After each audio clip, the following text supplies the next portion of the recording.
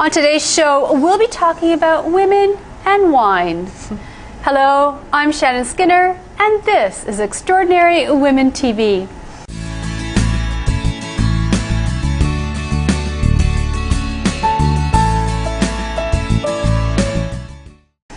My first guest today is winemaker Sarah Liberatore. She is the founder of STLTO Wine. Young entrepreneur, has quite an inspiring story to share. But before you meet her, later in the segment, before we take a break, I'll have my regular Good to Know Minute when I ask my guests for their top success tip. You're going to hear Sarah's. In the second half of the show, we'll be talking about making rash decisions. So stay with us. Well, hello, Sarah. Hello, thank you so much for having me. Oh, it's such a pleasure having you here today. Wine, one of my very favorite topics. Oh, yes. And it's quite a social topic, isn't it? I mean, yes. There's not much more social than getting together with friends and family over wine. Oh, yeah, of course. Wine has such an amazing, just socializing, chatting over it. So it's a really fun industry to be in. Now, you're a young entrepreneur. And just for the record, I mean, you're 24 years old. You just graduated a couple of years ago. Yep, 2 years ago. Yeah, it'll be 2 years ago. I can't believe it. Time flies. And you had this great idea. Now, but what did you study at school? I was in the commerce program at Ryerson University, and I was a marketing management major. And so I graduated in 2010, although it feels a lot longer. And yeah, so I graduated from Ryerson, and it was a great experience. So what gave you this idea that you wanted to go into business to begin with? I always knew that I wanted to have my own company and I wanted to do something great, but I really didn't know what that would be. So I decided, let me enroll in a commerce program and see and just try different things and take different courses. And I realized that marketing was something that I really wanted to do. Some sort of, but a creative aspect as well. And so that's what I wanted, to be creative, but at the same time too have that business and have those business tools in place. So it's combining creative and marketing skills. Your family, they're entrepreneurs as well? Yes, I grew up in the food industry. So again, growing up with a family business, I'm sure definitely had something to do with it. Just a little bit, maybe? Just a little bit. But yeah, so growing up and being really small and still seeing what my parents and what my grandfather actually was doing as well, because our family business was started by my grandfather. In Italy or? In Toronto in 1975. Okay. Yeah, he opened up a small little shop that still exists today, and we've expanded it. So I grew up with that, and then also, again, there was food, but obviously we needed some kind of other component, and wine would be perfect. So it's a perfect marriage now of food and wine. So yeah. Now you're Italian. Yes, yeah. So my family comes from central Italy, from the Abruzzo region, and my mother's from the north. So yeah. So we are Italian family, and then of course we live in Toronto now. Now the name of your winery is STLTO Wine. And before we talk about the detail of the company itself, congratulations on your recent award. Oh, thank you so much. Yes. So it's the top 30 under 30 innovators by the Ontario Hostelry Institute? Yep, correct. Yeah, so I won that award and received it about a month ago, I would say. And so I was really honored to receive it, because there's so much talent, and so to be considered one of those 30 was an honor. I was really thrilled. I wasn't expecting it, actually, but I was really, really happy. Now, you had this idea. Yes. For STLTO Wines, and before it crystallized into STLTO Wines, how did it come to be? It really all started when I went to Italy, and I attended a wine show there in Verona, and I met all these wonderful people, and I saw the culture of wine in Europe, and again, being European and growing up with that, I just thought it would be something so fun to bring here. But as you know, that we have so many products here, so I wanted something that would embody Italy's best assets, which are its wine and its fashion. And I thought to myself, why not find something or create something that had that. And so that's really where it started. And also I discovered that 80% of total wine sales were made by women. So I thought, more of a reason to do something like this, which 80% is really significant. It's something that significant. I found shocking. So Well, I was fantastic. so surprised by it. Yeah. It's a nice surprise, isn't it? Oh, you know what? It was. I thought, oh my gosh, someone has to do something about this. Me or someone, but somebody. So yeah. So you went to Italy. Yep. So I went to Italy. So at the Vinitaly at the wine show, and I really didn't find anything that I liked. So then that's when I started thinking to myself, okay, I have to put something together. Let's think about this. And so, just sitting at home one night, and sipping on another wine, I thought, okay, what do we, what does Italy offer? Or what have we done? So Salvatore Ferragamo invented the first stiletto. So I thought, okay, well, I can use that. He's an Italian. And then I said, well, okay, let's see. But and just incorporating different aspects into the brand. And so it really does embody Italy's best asset. So it's just, again, fine wine and then a fine package. And So, but why women? I mean, it was a woman there that had. Yeah. So, and then I met a wonderful woman, Barbara. She's one of Italy's top winemakers, and so there are so few females in the industry, and so of course, walking into a room where you see all these wine producers and whatnot, I mean, you could literally just count the women in the room. And so I went over to her and we chatted, and I shared my ideas, and she thought, oh my gosh, this is amazing. I would love to be part of something like this. And that's really where it all started. But I've also grown up with amazing women in my life as well, and so I've always wanted to give back in some way, could be a charity or working with women or both. So it's always just been something that I've grown up with, and I've always, no matter what, for the rest of my life, is something that I want to do. So in this process, I mean, you learned about making wine, obviously. Yes. Of course, Barbara had studied winemaking in Italy is about 5 years to become an enologist. So of course, working by her side, I wouldn't have been able to do it without her help and guidance and know-how. So we started working together, and we put together 6 different wines actually, and I took them all back with me to Toronto, and with the LCBO, of course. The government-run agency throughout Ontario, everything must go through them, and so we tried all 6 wines, and we went from there. And so, of course, our taste profiles are different than, let's say, the average European.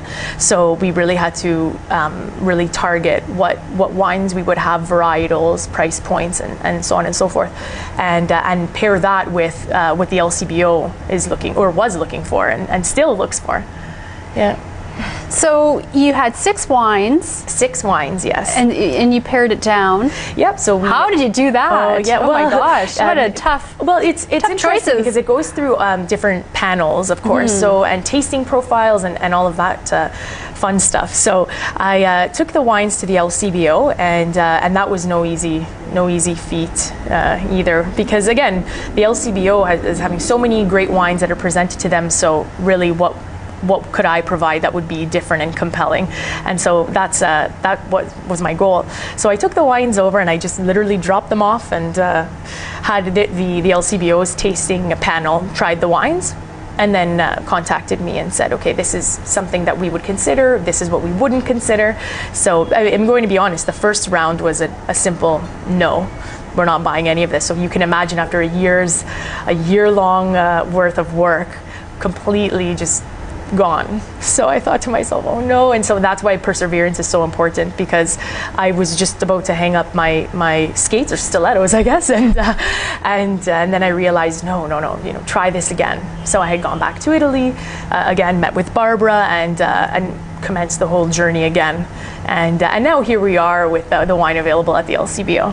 Now, congratulations to you, because I understand that it is very challenging to get a wine into the LCBO, and you did it. Oh, it's very difficult. Yeah, it's very difficult. Just simply because, again, like I said, with the LCBO, they have so many wines to try that are coming from all over the world. So really, what makes you stand out from the crowd? Why would they want to have the product and whatnot? And just having that price quality ratio is important, because people in Ontario, anywhere, for the most part, are quite educated on wine. So you really want to provide something that is great for a solid price. So it was something that wasn't easy at all.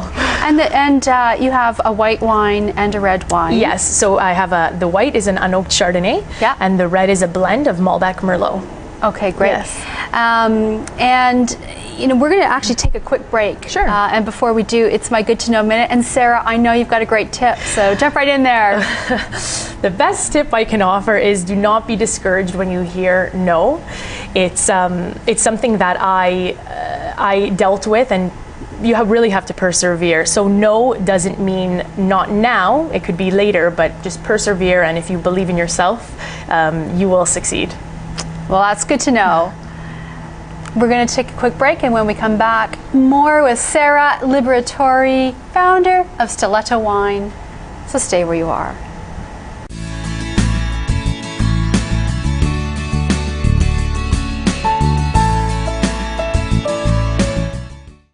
Hello, welcome back to the show. I'm Shannon Skinner, and I'm speaking with winemaker Sarah Liberatore, a young entrepreneur, recently won the 30 Under 30 Innovators Award here in Ontario. So it's great having you here. Yes, thank you. Now, I love this concept, this wine marketed especially for women, but for younger women. I mean, your target market is younger women. It is younger women, but I've been finding some women, let's say, outside of that target really liking the wine as well. So it's nice to see so many different women of different age groups and different places in their life all enjoying the wine. So, and I'm not going to tell you whether I'm in the age group or not, but I love wine. Yeah, well, that's all that matters. That's all that matters. So it's nice. It really is a celebration of women, and like I said, there's been so many women of different ages that have been drinking the wine. It was so cute, actually. I saw an older woman, probably in her 70s, at the LCBO picking up a bottle. So it was really sweet to see that. Now, I know you've got a bottle here in your hand. Yes.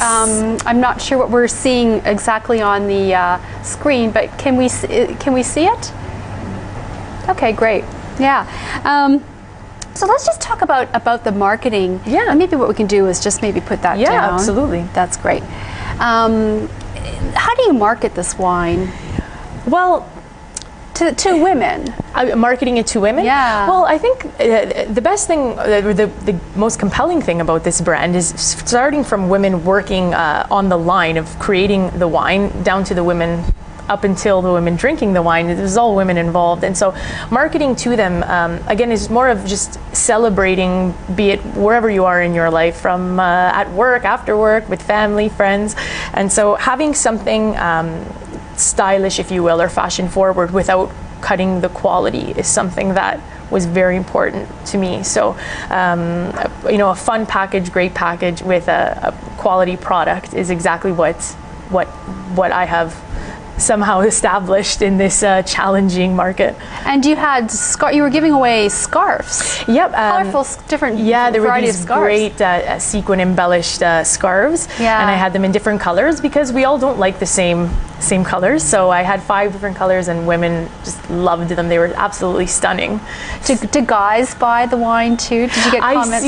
I see some men that will be purchasing it for their mothers, sisters, girlfriends, wives. So, and the scarves were great too. It was really nice to see the creativity. So I wear scarves all the time. So that was my intention, to have these scarves. But some women use it as a table runner during the holiday seasons, especially because they're so glitzy and very sparkly, just like the cap here. So I've seen all different kinds of people buying the wine for gifts and hostess gifts and whatnot. And I know that you've got a really creative contest idea that you came up with. Yes, it's going to be very fun. We're launching, just recently we launched our Under the Cap campaign. So if you twist the cap and you see win, you'll win a pair of Christian Louboutin shoes. Oh, that's fantastic. Yeah, so it'll be very fun, and we are running that throughout the summer, and then we'll be running it again in fall. So it's very fun, and if you win, you're off to go with a great glass of wine and a great pair of shoes. Now, what do you do? Did you get a lot of men writing to you? I have. I've received quite a few emails from men that are either looking for the product for their wives, and I have some other men saying, well, are you going to make a wine for men now? So, I don't really know if I can do that. Steel-toed boots on. You got to do that. I've had that. I've received another one. You should make a wine with a hammer on it. And I thought, oh my goodness. You get all kinds of, I get all kinds of fun emails and interesting ideas that come my way. But what's nice is that I have seen men say, you know what, I'm trying to find this bottle. My wife really wants it, my girlfriend, my sister. And so just recently, actually, that happened. So I was trying to help a gentleman find a bottle for a female in his life, so it was nice. So Sarah, then what is your vision for yourself going forward? I really love what I do, and I'd like to continue, with the hopes, of course, of being available in more LCBO stores and hopefully in other markets, but also expanding and perhaps even having another brand down the road. And so that's something that's really on the horizon for me and part of my vision. I mean, other than trying to get the wine into the LCBO, which is a challenge for any winemaker. Yes. I mean, I hear the story quite a bit. What other great challenges have you had? Significant challenges in launching this brand to make it a success? Yeah, I would have to say, aside from the challenges that come along with the LCBO, it's also been conveying to the average customer that the wine itself it's more serious than the packaging conveys, and so that's been a challenge in itself, because usually, and I can't blame the average consumer, sometimes there are these large marketing companies or just trying to push a product down someone's throat, so to speak. So this product is real, and so that's been quite a challenge, communicating that it's a real brand with real women at the winery, and I'm a real human being. So many people have said, oh, does Sarah really exist, or did she really do that, or it's so funny, the things that you hear. And so conveying the seriousness has been really challenging for me. And again, I'm like, as you know, I'm 24. So when people hear 24, they think, like, what does she know? Or how could you have learned to have done this? Or who helped you? And that's what's really difficult, I have to say. Sometimes I feel like I should just say, I'm 40, and because I think with time and with age, who's gonna know? I think with age really comes. There's just, again, like I said, at 24, and I again, like I said, I don't blame the average person. They probably think, what does she know? So Sarah, for you, is this about women helping women? Absolutely, definitely. It really is. I'll never forget the very first bottles that ever came off the line. It was myself and just only women, and so we just looked at each other, and we didn't look that pretty, that's for sure. We were just working away full days, and it was just so nice to see after a long days of work. We were just all together, and it's nice to see, just to have fun and be together, and it's so interesting because at the winery you see, obviously we're preparing the wine and putting it together, but the difference of when it's just sitting, let's say, at an LCBO shelf, and so it's so nice to communicate that story, like these were in the hands of a single mother, or a woman that has so many wonderful things in her life and wants to give back, so she volunteers at the winery. So you really have different women that are working with this. And so I always like helping women wherever I can in any which way possible. So it definitely is about women helping women. What does success mean to you? I mean, how would you define it, or what does it look like as a young 24-year-old entrepreneur? I think, that's always been a difficult question for me to answer. Success to me may not be really what you make out of it. It's all about what you feel. And so for me, success to me already is what I've accomplished so far. Just knowing that just a goal, a belief, a dream, and turning that into a reality in itself is success. So it's just always so nice to see that the thought that you had actually materializes. And so that's what success is to me, and I'm wondering and thinking, okay, what's next? But I think that in itself is when you're on the path to discovering your goals and whatnot. So why should people buy your wine? Well, I think it's definitely worth a product to try and learn about the story. And if anything, if not for anything else, aside from enjoying wine, you are helping a group of women who are working, but again supporting a great cause. And we hope in a year from now I can give back to more charities and more groups. And again, just if you want to celebrate and just celebrate that whole notion of women helping women, it's probably one of the few brands that really lives by that. Now, I know that you are involved in an event coming up, the Ignite and Connect event, Yes. hosted by Positive Fabulous Women, yeah. Which, of course, Extraordinary Women TV is a proud media partner Yeah. of. Yeah. And so maybe you can just talk quickly about your involvement with... Yeah, well, so the Stiletto Red and White will be served at the event, and so we'll just be having some little taste tests of the wine and sharing the Stiletto, well, we call it the Sarah Stiletto story, so we'll be sharing that and talking about all the Positive Fabulous Women at the winery and sharing it with Positive Fabulous Women. So we will be sampling it and chatting, networking, and pairing it with some nice food, so it'll be a great evening. Well, Sarah, I am really looking forward to seeing you at that event, and I thank you for coming on the show today, sharing your story, and your inspired wine. So anyway, good luck to you. Thank you so much. Thank you so much for having me. Thank you. Well, we're going to take a quick break, and when we come back, you're going to meet Rashmi Biswas. Will be talking about her book, Rash Decisions. And of course, if you want to find out more about Sarah and Stiletto Wines, you can visit her episode page at extraordinarywomentv.com. You'll find this interview and more information about her there. So anyway, we're going to take a break and stay where you are. And when you come back, we'll be talking about Rash Decisions.